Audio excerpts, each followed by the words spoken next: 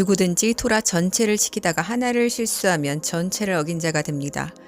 참으로 간음하지 말아야 한다라고 말씀하신 분께서 살인하지 말아야 한다라고 말씀하셨습니다.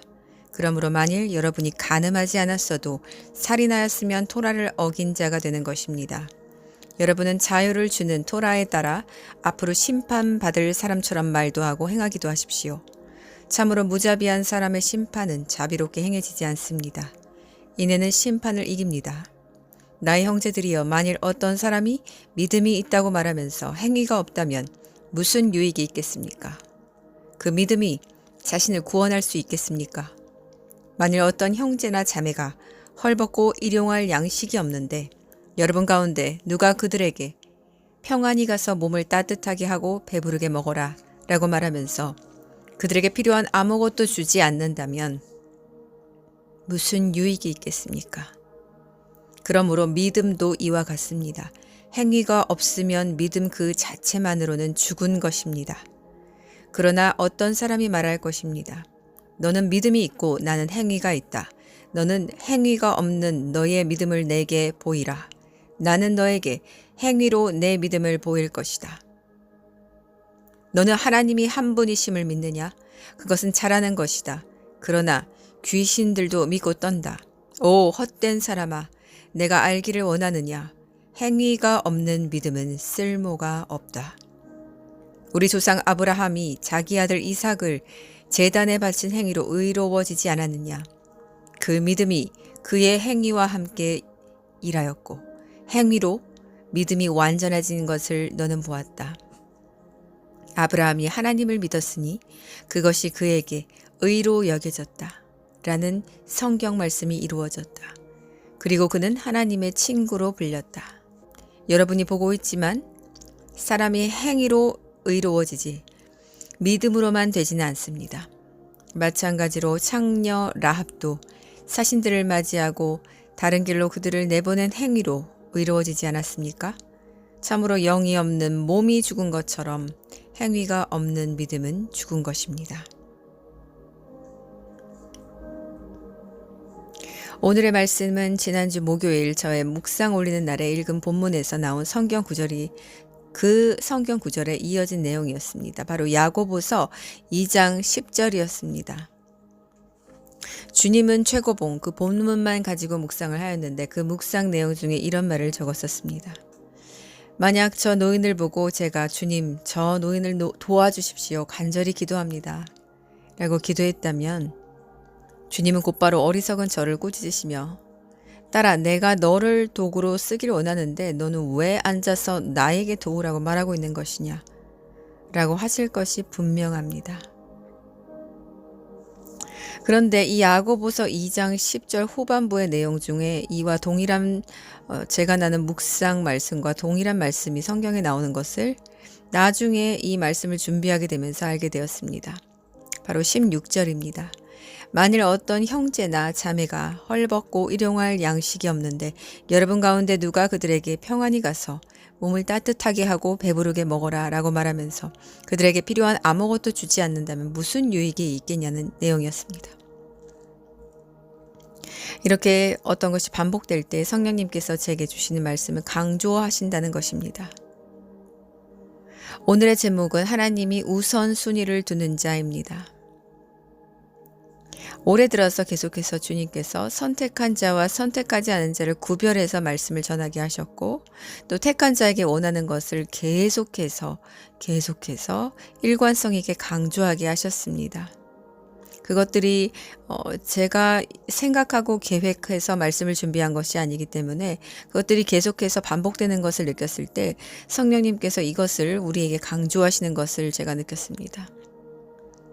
이 말씀은 이전에 올린 주님 곁을 지켜내는 2%의 제자들, 또 이 땅의 의인이 10명이었기 때문입니다.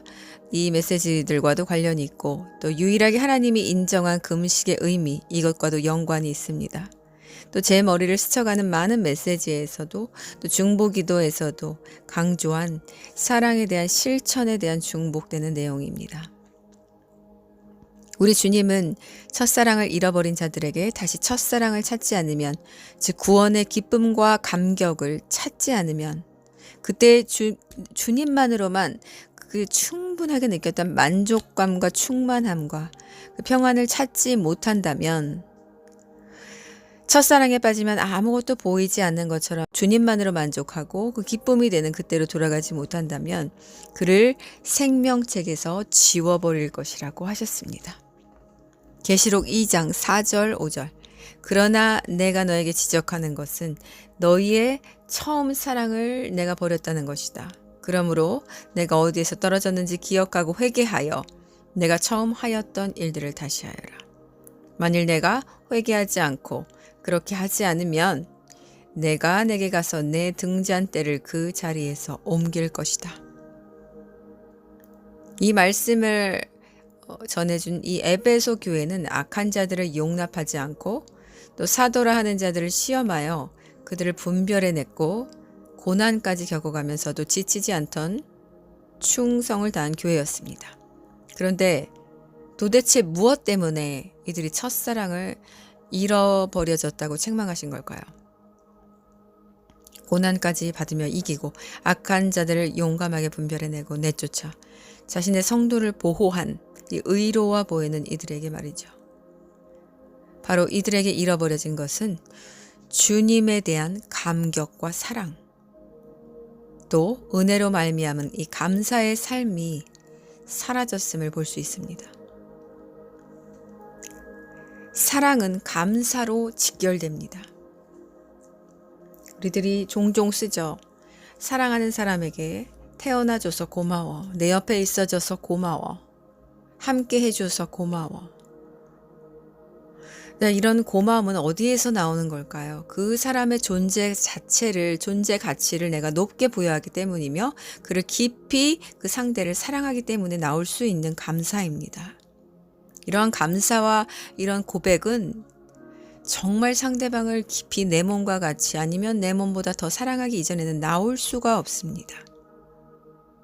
그리고 이 감사함을 고백하는 사랑은 또다시 그에게 은혜를 나누어 주는, 누군가에게 은혜를 나누어 주는 행위로도 연결됩니다.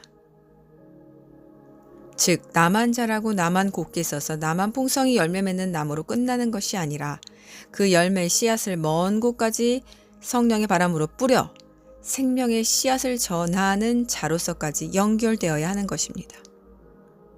물은 물인데 물이 사방이 다 돌로 가로막혀서 흐를 수 없는 공간에 갇혀버린 물이라면 처음에야 물론 투명할지 모르지만 일주일, 2주일, 한 달, 몇 달, 1년 이렇게 가면서 그 물은 녹조가 생기고 혼탁해지고 물고기가 죽어버리며 이렇게 사람은 도저히 마실 수도 없는 오염된 물로 변질되게 됩니다. 물이 물로서 가치를 입증하려면 흘러야 합니다. 그 깨끗함을 유지할 수 있는 물만이 우리가 마실 수 있고 그 마실 수 있는 물이 우리에게 생명을 줍니다. 이것이 바로 주님과의 사랑을 잃어버린 자의 결말입니다. 오늘 야고보서에서는 아브라함이 믿음을 하나님으로부터 증명받은 사건을 제시합니다. 아브라함이 아무리 본토를 떠나고 할례를 행하고 하나님을 사랑한다고 고백할지라도 그 외아들을 제물로 바치라는 하나님의 명령 앞에서 직접 내 팔로 내 아들을 데리고 내 발로 그 순종의 산으로 올라가지 않았다면, 그리고 불을 붙이려고 하지 않았다면 그는 성경의 인물에서 제외되었을 것입니다. 우리는 받은 은혜를 모두 아는 자들입니다. 모두 우리 아버지를 아버지라 부르고 또 예수와를 믿어야 천국 간다는 것쯤은 모두 압니다. 모두 예수와를 하나님의 아들로 시인하고 그 아들을 믿는 믿음을 가졌다고 고백합니다. 모든 상황 가운데서 하나님을 인정하고 주님을 믿는 믿음을 버리지 않았고 꿋꿋하게 이 더럽고 오염되고 타락한 이 마지막 때에 주님을 기다리며 이 시대를 살아나가고 있습니다. 백신을 통해 마지막 때 악한 일들을 알게 되었고 깨어나게 된 분도 있습니다. 이들은 이제 이 악한 사도라고 불리는 자들을 용납하지 못하고 이들을 거짓말쟁이로 분별하게 되었습니다. 또 그들의 법을 따르지 않으면 주어지는 모든 불합리하고 억울한 제재들을 2020년부터 꿋꿋이 참고 견뎌내면서까지 악한 일들에 동조하지 않았습니다. 바로 쉽게 말하자면 여기까지가 에베소 교회가 한 일입니다. 또 예를 들자면 하나님을 다른 이방 신과 교합하려는 WCC에 속한 모든 교회들에서 나온 이 분별함을 가진 성도들, 이들이 한 일이 바로 딱 이 에베소 교회가 한 일까지입니다. 그리고 도덕적인 결함이 없는 것까지입니다. 하지만 이것으로 주님 앞에서 100% 인정을 받았습니까? 그렇지 않습니다. 칭찬을 하실 것은 하셨지만 이것만으로는 택도 없는 천국의 문턱도 들어갈 수 없다는 것을 알려주셨습니다. 율법은 우리가 완벽하게 지켜야만 합니다. 하지만 문제는 우리에게 이것을 지킬 능력이 조금도 없다는 것에 있습니다. 우리의 행동은 우리가 제어할 수 있지만 생각은 우리가 제어할 수 없기 때문입니다. 아무리 회개를 한들 1분 1초를 다투고 어떤 환경 속에서 우리의 자아를 건드리는, 그리고 그때 나오는 우리의 교만과 아집과 내 자아는 우리가 막을 수가 없습니다. 그래서 주님께서 단 한 가지 너무도 쉬운 이 해결 방법을 우리에게 주셨습니다. 바로 사랑입니다. 우리가 사랑하면 율법을 완성한다는 모든 것을 종결하는 법을 하나 주셨습니다. 너는 내 마음을 다하고 내 목숨을 다하고 내 힘을 다하여 내 하나님 여호와를 사랑하여라. 이것이 가장 크고 첫째 되는 계명이고 둘째도 그것과 같은데 너는 내 이웃을 너의 자신처럼 사랑하여라 라는 것이다. 이 두 계명에 모든 토라와 예언서가 걸려 있다. 마태복음 23장 37절. 너희로 하여금 서로 사랑하게 하려고 새 계명을 내가 준다. 내가 너희를 사랑한 것처럼 너희도 서로 사랑하여라. 요한복음 13장 34절. 서로 사랑하는 것 외에는 아무에게도 빚을 지지 마십시오. 참으로 남을 사랑하는 자는 토라를 다 이루었습니다. 이는 너는 간음하지 말아야 한다. 너는 살인하지 말아야 한다. 너는 도둑질하지 말아야 한다. 너는 탐내지 말아야 한다라는 것과 또 다른 계명들이 있지만 내 이웃을 너 자신처럼 사랑하여라라는 이 한 말씀으로 요약될 수 있기 때문입니다. 사랑은 이웃에게 악한 일을 하지 않습니다. 그러므로 사랑은 토라의 완성입니다. 로마서 13장 8절. 그렇다면 이 사랑을 품은 자는 어떻게 삶에서 행동하나요?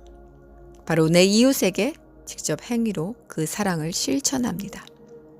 그것이 어떤 방법으로든지 간에 이 사랑, 주님을 사랑하고 주님과 사랑의 관계 안에 있는 사람은 자연히 영혼을 사랑하게 되기 때문에 어떠한 섬김의 형태로든 주님과 사람 앞에 그 사랑을 드러내게 됩니다.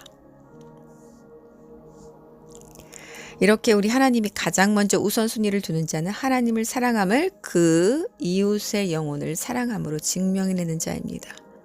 그 행위로 주님을 향한 사랑을 삶에서 증명하고 있는 자, 계속해서 이것이 ing, 현재 진행형이거나 이대로 끝마친 사람만을 우선순위로 두시고 또 그 촛대를 당신의 7 촛대 옆에 두심으로 함께 마지막을 장식하십니다. 제 주변에는 어렸을 때부터 온통 하나님을 사랑한다고, 그렇게 또 스스로 믿음이 충만하다고 떠드는 자들로 가득했습니다. 하나님을 알고 사랑한다고 그렇게 떠드는 자들은 원래 많았습니다. 야고보서 2장 18절. 너는 하나님이 한 분이심을 믿느냐? 그것은 잘하는 것이다. 그러나 귀신들도 그것을 믿고 떤다. 오 헛된 사람아, 내가 알기를 원하느냐? 행위가 없는 믿음은 쓸모가 없다. 즉 하나님을 한 분으로 모시고 두려워하며 경외하며 사는 사람은 많지만 그 하나님을 전심으로 사랑함으로 우리 주님을 신랑으로 모시고 사는 사람은 너무도 적다는 것입니다. 이들의 고백과는 달리 이들은 정말로 하나님을 맞는 사람들이 아니며 우리 주님을 정말 아는 사람들이 아니기 때문에 그렇습니다. 주님을 알면 알아갈수록, 우리 아버지의 성품을 알면 알아갈수록 그분은 100%가 전부 사랑으로 이루어지신 것을 깨달아 가기 때문입니다. 사랑으로 이 천지를 만드시고 사랑 때문에 이 인류를 또 심판하셔야 하고, 사랑 때문에 또다시 회복시키시고, 이 사랑 때문에 죽은 자를 살리시는 분이심을 알게 되기 때문입니다. 이것을 알지 못하기에 이 꽹과리 같은 사람들은 하나님과 동떨어 있음을 스스로 알지 못합니다. 그리고 이들의 삶은 결국 우리 주님이 바라보시는 이들, 더 궁핍하고 헐벗고 연약한 영혼들을 바라보지 않으므로 우리 주님과의 연결고리마저 결국에는 끊어지게 됩니다.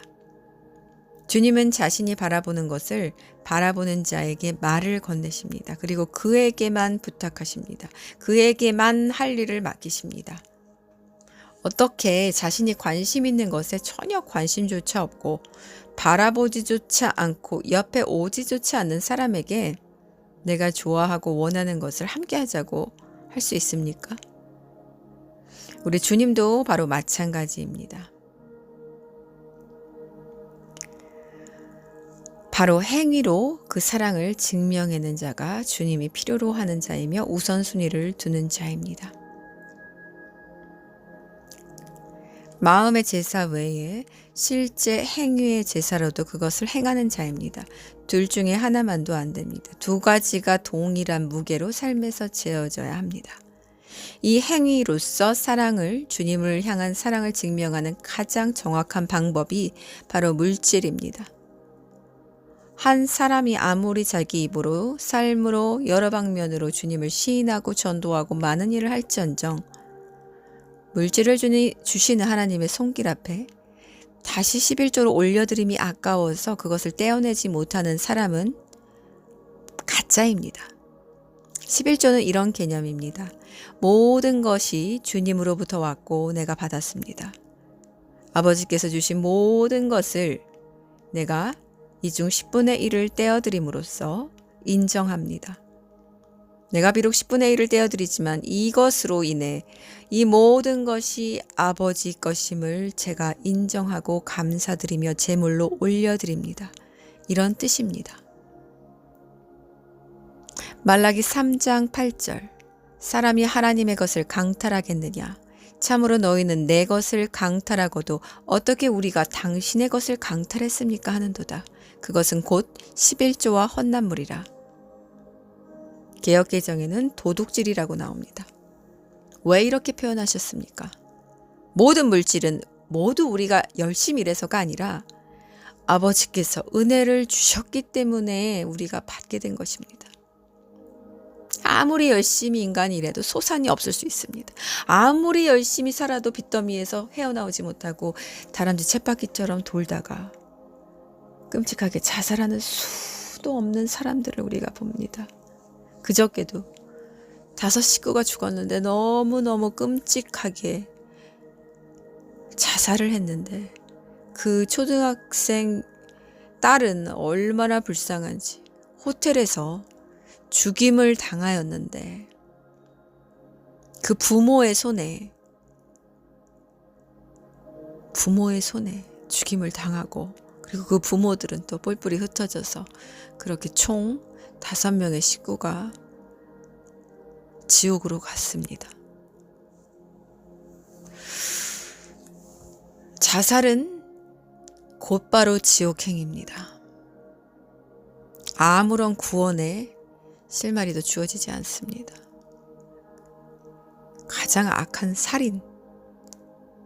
살인입니다. 스스로의 생명을 끊어버리는 행위는 너무너무 사악한 행위입니다. 조금의 동정의 가치도 받을 수 없습니다. 우리 하나님께. 저 또한 자살하는 사람은 동정하지 않습니다. 자, 이렇게 우리가 먹고 살 수 있는 이 육신의 생명의 떡이 되는 물질은 영의 생명과 마찬가지로 모두 하늘에서 주어지는 것입니다. 하지만 우리가 이것을 숨기고 갈취했을 때, 즉 하나님께 11조와 헛난물을 드리지 않았을 때 이것을 하나님께 이렇게 반항하는 것입니다. 하나님, 제가 열심히 일한 대가로 이것은 모두 제가 번 물질이에요. 이 물질은 제 것이니 하나님은 이것만은 터치하지 마십시오. 하지만 제가 다른 것으로, 시간으로, 기도로, 다른 섬김으로 섬길 테니까 이것은 건드리지 마세요. 여기까지는 제 것입니다. 바로 이렇게 하는 것입니다.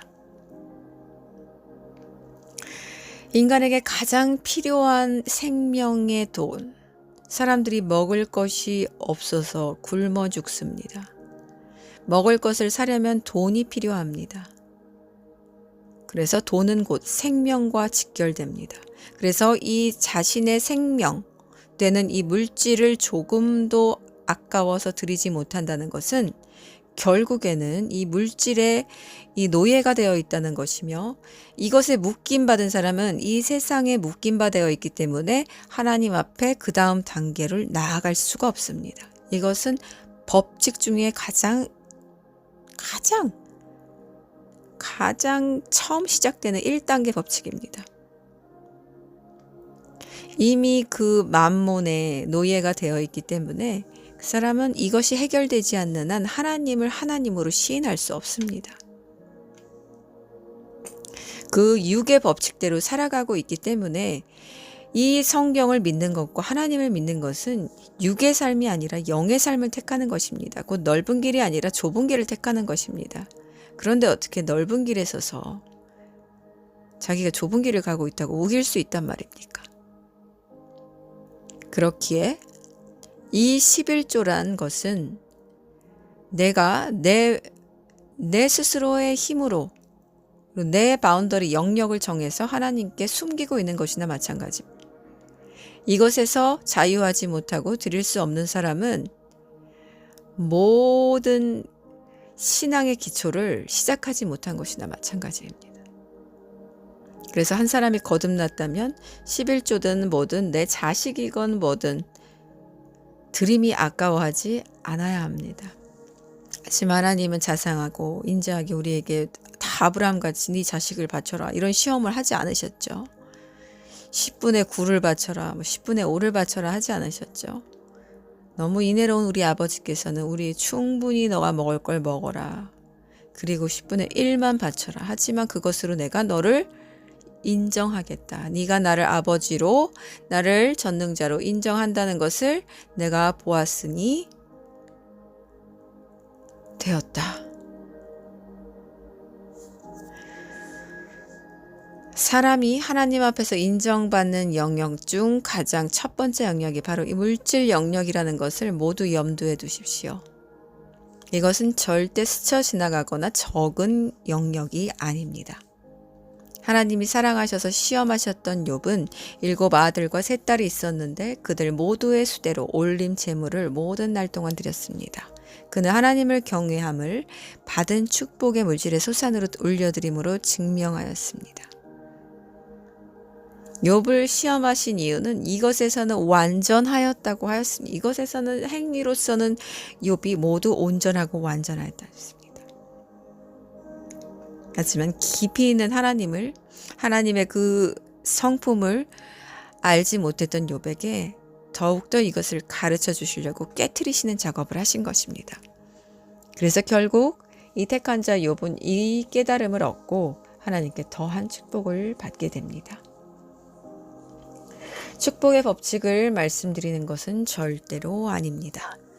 우리는 하나님께 축복을 받든지 안 받든지 주시든 주시지 않든지 간에 내게 주신 물질에 있어서는 철저하게 하나님을 인정하며 하나님 앞에 하나님께서 원하시는 것을 드려야 하는 것입니다. 바로 이 물질의 제사는 순종의 제사 첫 번째 단추입니다. 우리 주님은 인간을 모두 간파하고 우리의 약점과 연약함, 허점과 죄악을 모두 다 알고 계십니다. 그렇기에 우리가 가장 약한 부분인 이 생명과 직결되는 물질 영역의 부분을 항상 지켜보고 계시다는 것을 명심하십시오. 어떤 남자가 결혼할 여자와 만나 데이트할 때 흥청망청 낭비하는 것이 아니라 돈이 수중에 충분히 있음에도 데이트할 돈이 있음에도 만나는 여자와 식사와 데이트 비용을 아까워한다면 그는 그 여자와 결혼할 자격이 없습니다. 그는 그 여자를 사랑하지 않음이 이것으로 증명되기 때문입니다. 아버지도 이와 동일하게 여기십니다. 주님이 또 우리를 지켜보고 우선순위를 매길 자를 찾아보실 때 보시는 영역 두 번째가 바로 시간입니다. 제가 한옥가 때 정말 이제는 주님이 오시는구나, 정말 오시는구나 했을 때 그 찰나 같은 시간에 뒤를 돌아보면서 가장 후회되었던 것이 시간에 관한 것이었습니다. 내가 왜 이 시간을 더 주님 앞에 드리지 못했을까? 너무 바쁘고 너무 정신없게 살아왔구나. 이 시간에 대한 것이 너무 한이 되듯 후회가 되었습니다. 그렇습니다, 여러분. 이 시간은 지나면 돈을 주고도 살 수가 없습니다. 이 하루하루 시간 안에서 쌓아져가는 우리의 마음의 제사와 열매, 주님께 드려진 향유 옥합은 한순간 마지막에 가서 시장에 뛰어가서 모두 사올 수 있는 것들이 아닙니다. 차곡차곡 모여진 것입니다. 어떠한 정한 날을 위해 준비하듯이 요셉이 마치 7년 동안 곡식을 쌓아 다음 흉년의 7년을 대비하였듯 이와 같은 것입니다. 우리의 시간 안에서 마음의 정성은 계속 쌓아지고 있고 우리의 순종은 계속해서 쌓아지고 있습니다. 또 이와 더불어 증명된 행위도 그대로 시간 안에 쌓이고 있고 이것은 그대로 지금 생명책에 적히고 있습니다. 이 시간 동안 우리의 이름이 적히고 우리의 이름 옆에 아무런 증명된 행위의 내용이 없다면 결국 주님 오시는 그날에 우리는 촛대가 모두 옮겨지게 될 것입니다. 첫사랑이란 뜻은 주님을 향한 감격과 은혜를 안다는 것인데 이것이 있다면 행위로 증명할 수밖에 없게 됩니다. 내가 하루에 24시간 중 자는 시간을 빼고 먹고 일하는 시간을 뺀 후 남은 시간 동안 얼마나 주님과의 관계의 교제에 투자하는지 보십시오. 주님과의 관계의 투자란 말씀을 씹어먹어 그 안에서 주님을 만나는 것도 포함되고 주님과의 대화 그리고 간구인 기도도 포함되고 또 나의 세마포를 깨끗하고 정결히 빠는 이 회개와 자기 성찰, 자기를 돌아보는 이 깊은 성찰의 시간도 포함됩니다. 찬양을 부르는 시간도 물론 포함됩니다. 이렇게 하늘 소망과 내가 관련되어 하는 일들, 이 시간이 과연 총 몇 분이 되는지 따져보십시오. 당신이 이 시간이 많으면 많을수록 당신은 진실로 주님을 사랑하고 가까이 하고 있다는 증거이며 이 시간이 적으면 적을수록 당신은 주님을 사랑하는 양이 적다는 증거입니다. 어쩔 수가 없습니다. 사랑하면 자주 만나고 싶기 때문입니다. 그렇다면 나는 정말 시간이 없어요. 나는 정말 집에 오면 잘 시간밖에 없어요. 일이 너무너무 버겁습니다. 먹고 살기 바빠요.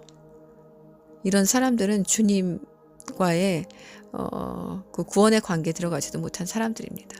이런 고백을 하는 사람들은 솔직히 신부라고 말할 자격도 없고 신부도 아닙니다. 하지만 시간이 촉박한 사람들이 있죠. 하루 시간표가 타이트한 사람들이 있습니다. 그렇다면 이 사람은 시간이 없어 주님과 관계를 할 수 없습니까? 그렇지 않습니다. 내가 따로 어떤 데이트하는 상대를 만날 수는 없어도 통화는 할 수 있습니다. 즉, 늘 목소리는 들을 수 있다는 겁니다. 아니, 통화하는데 뭐 늘 그 시간 그 장소에 우리가 가서 얼굴을 바라보는 게 아니잖아요. 그 사람이 미국에 있건 프랑스에 있건 제주도에 있건 경상도에 있건 서울에 있건 상관없어요. 통화는 전파입니다. 전파로 하면 돼요.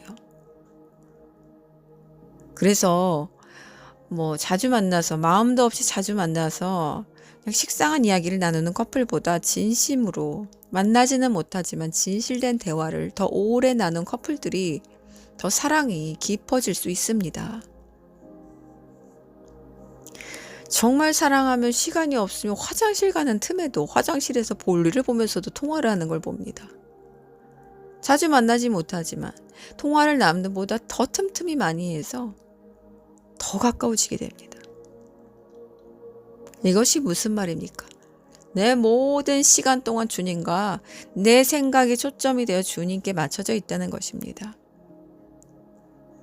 내가 누구에게 만나고 누구를 또 대화를 또 시작하거나 일을 시작하거나 사업을 벌이거나 미팅을 하거나 집으로 오는 길에 한가한 길에 또 점심을 또 먹는 그 와중에서도 우린 주님과 대화할 수 있어요.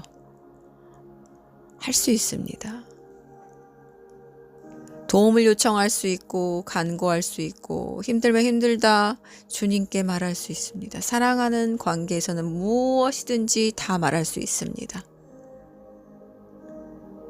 이것들이 주님과 공유되지 않은 사람은 아무리 행위로 거창한 것들을 해도 모두 소용없습니다. 주님은 그날에 나는 너를 모른다라고 문을 닫아버리십니다. 이 소통을 말하는 것입니다. 엎드려 집에서 5시간, 6시간 기도하라는 것도 아니고 모든 것을 이 성경책 붙들고 집에 처박혀서 읽고 있으라는 것도 아니에요. 주님과 직접적인 내 생각으로 소통을 하라는 것입니다. 이 소통을 우리가 얼마나 하고 있냐는 것입니다. 주님의 음성을 못 듣는다고요? 왜 못 듣습니까? 내가 대화를 하면 주님이 응답을 주십니다. 전화를 혼자 하나요? 내가 누군가에게 전화를 할 땐 상대가 있으니까 전화를 하는 것이 아닙니까? 그런데 그 사람이 무응답이라고요? 그럼 나는 누구에게 전화를 건 것입니까? 전화를 건 것은 맞아요? 전화도 걸지 않은 채 혼자 전화기를 들고 아무 소리도 안 들리네. 이러는 멍청한 사람이 있을까요? 없죠. 내가 전화기를 든다는 것은 누군가에게 전화를 한다는 것이에요. 그 상대가 음성이 들려온다는 것이에요. 기도란 이런 것이에요. 내가 전화기를 들어 주님께 지금 전화를 걸어서 주님과 대화를 시도한다는 것입니다. 그런데 주님 음성이 들려오지 않은 사람들이 물론 있습니다. 마음이 혼탁하고 더럽고 죄악이 있고 교만하고 아집과 자기 고집으로 채워져 있는 자는 아무리 전화기를 걸어 다이얼을 열심히 돌려도 주님이 응답하지 않으십니다. 성령의 전파가 흐르지 않기 때문입니다. 성령의 전파가 흐르지 않는 한 전화기는 먹통일 것입니다. 스스로 온전해져야지만, 스스로 깨끗해져야지만, 회개하여 그 더러운 죄들이 청산돼야지만 주님과 통화할 수 있고 주님의 음성을 들을 수 있습니다. 그런 자는 모두 주님과 대화할 수 있습니다. 주님의 음성이 들리지 않은 사람들은 심각한 것입니다. 하늘에서 들려오는 어떤 나팔소리 같은 음성이 아니라 내 생각으로, 음성으로, 말씀으로, 환경으로 모든 것으로부터 이 음성이 주님의 메시지가 나를 향해 깨달으라고 외치는 소리가 들리지 않는다면 그 위로의 자상한 목소리가 사랑의 음성이 경책의 그 음성이 들려오지 않는다면 당신은 영혼이 병들었거나 아니면 아예 주님과 상관이 없는 자입니다.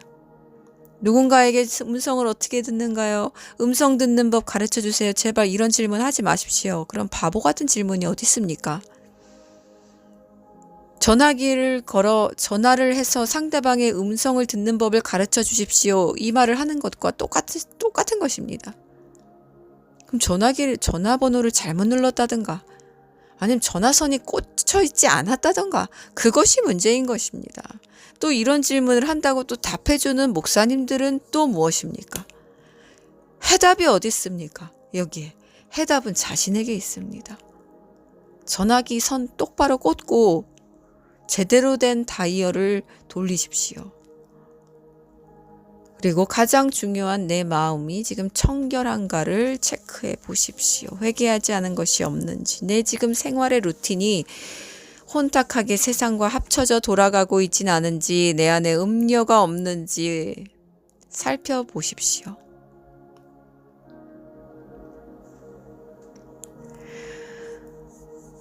이렇게 우리의 행위는 하나하나 그 우리 행위가 생명책 옆에 적혀나가고 있다는 것을 명심하십시오. 우리 블로그에 그 이웃들 중에서 정말 온전한 신앙을 가지신 분들이 계십니다. 제 안에 주님께서 감동하셨습니다. 이들을 향한 주님의 사랑과 애정을 전해드립니다.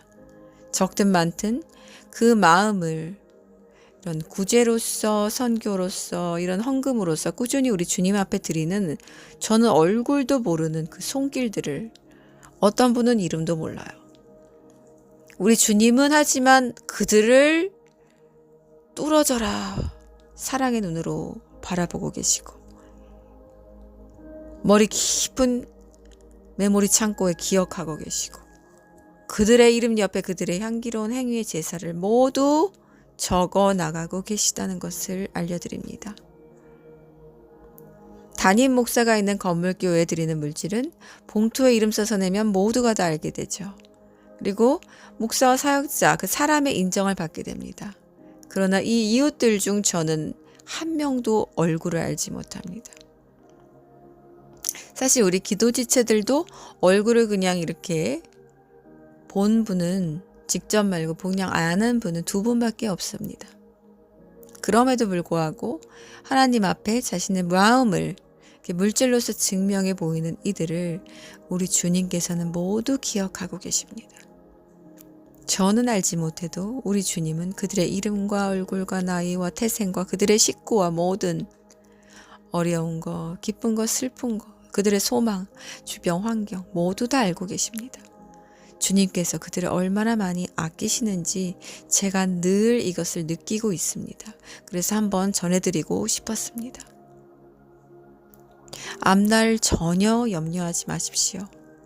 아무것도 이분들은 염려하지 마시라는 주님의 메시지를 전해드립니다. 주님께서 모두 알고 책임져 주실 것입니다. 마무리 짓겠습니다. 주님이 우선순위를 두는 자는 이 고백을 거창하고 멋들어지게 하는 자가 절대로 아닙니다. 아주 능숙하게 기도를 은혜롭게 잘하는 자도 아닙니다. 성경 지식을 깊이 아는 자도 아니며, 지혜로 잘 풀어내서 가르치는 자도 아니며, 남들이 보기에 죄 안 짓고 말도 행동도 거룩하게 하는, 이런 거룩해 보이는 사람도 아닙니다. 우리 예수와 마시아의 주님께서, 우리 아버지 하나님께서 가장 1순위에 두는 신부의 자리에는 바로 마음의 제사와 행위의 제사가 동일하게 함께 이루어진 사람들이 서 있습니다. 그리고 이렇게 하나님을 경외하는 사람들에게는 늘 아버지의 가장 1순위 성품인 긍휼과 사랑이 흘러내립니다. 이것은 철저하게 고리지어서 함께 움직입니다. 성령으로 충만한 삶을 살고 있기 때문에 세상이 귀하게 여기는 물질에 묶여있지 않고, 또 주님의 음성을 늘 듣고 영으로 주님을 묵상하기 때문에 주님의 성품 중 가장 큰 사랑, 긍휼이 늘 흐르는 물처럼 그에게서 흐르는 것입니다. 내가 아무리 하루 종일 기도하고 거룩하고 세상과 단절돼 산으로 올라가 살아가 구별된 것처럼 보여도 내 집문을 두드리는 거지의 구걸, 혹은 내가 지나가다가 충분히 도울 수 있는 상황에서 그냥 스쳐간다면 그는 주님 앞에서 악한 자입니다. 신부는커녕 먼 이웃조차 아닙니다. 물질과 긍휼, 바로 이 드러나는 2가지로 우리 자신이 주님께 우선순위가 되고 있는지 아닌지 이것으로 스스로 판단해 보실 수 있습니다.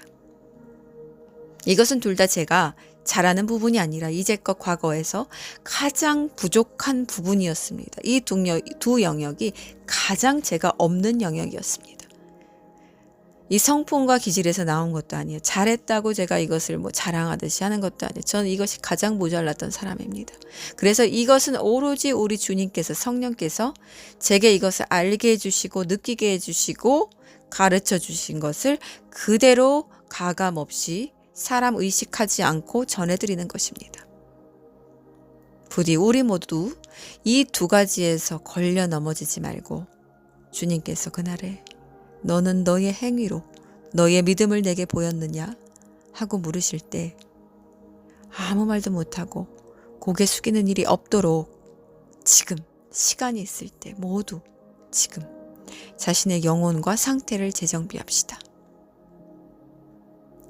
제가 나눈 우리 이분들은 생명책에 기록되어서 지금도 그 행위가 아름다운 향유가 되어 그 향기를 천국에서도 풍기고 있습니다.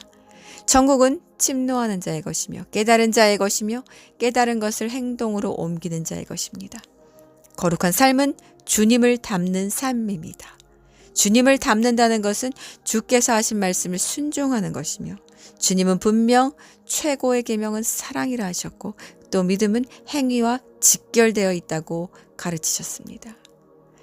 이 말씀을 올해 한 해 목에 걸고 모두 입술의 고백만이 아닌 이제는 행위의 믿음으로 마무리 짓는 우리 코이노니아 성도들이 되시기를 간절히 기도합니다.